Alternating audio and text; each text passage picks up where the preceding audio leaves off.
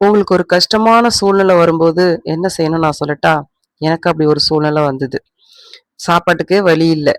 அப்படி ஒரு சூழ்நிலையில நம்ம வந்து கொஞ்சம் பொறுமையா காத்திருக்கணும். நம்ம காலத்துக்காக வெயிட் பண்ணணும். ரோட்ல போற வரவங்கலாம் நம்மளுக்கு அட்வைஸ் பண்ணுவாங்க.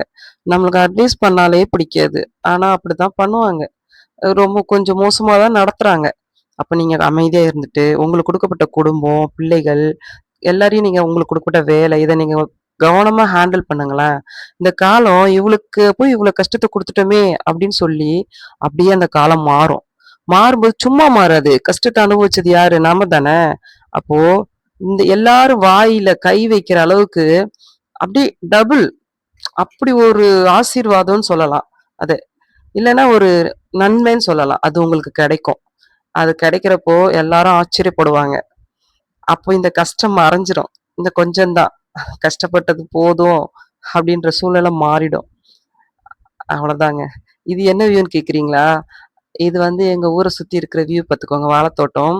கோழிக்காக இலை அறுக்கிறதுக்காக வந்திருக்கேன். எங்க ஊரே ஒரு சுற்றுலா தலம் தாங்க.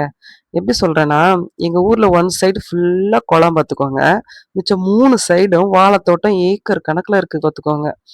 அங்க வந்து அ நெறைய அத நம்பி நெறைய வேலை செய்றவங்க இருக்காங்க. நல்ல ஆசீர்வாதமான ஊரு. எங்க ஊர சுத்தி நான் ஒரு நாள் உங்களுக்கு காமிக்கிறேன்.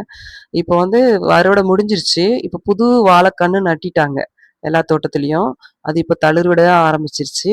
நான் அடுத்து வளர, வளர உங்களுக்கு நான் வீடியோ அப்டேட் பண்றேன். Thank you.